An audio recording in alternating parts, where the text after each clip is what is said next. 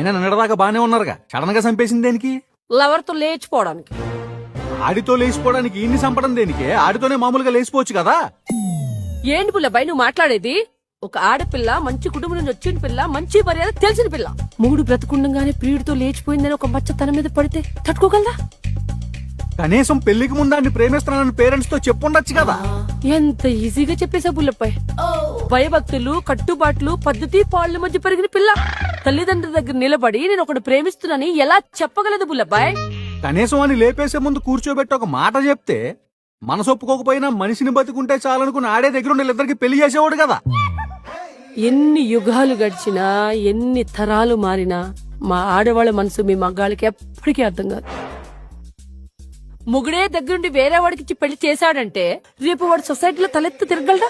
తాళి కట్టిన మొగుడు నలుగురిలో నవ్వుల పాలు కాకూడదనే కదా వాడిని లేపేసింది. అంటే ఏ యాంగిల్లో ఆలోచించినా చంపడం తప్ప వేరే దారే కల్పించట్లా. లేదు, we don't have a choice.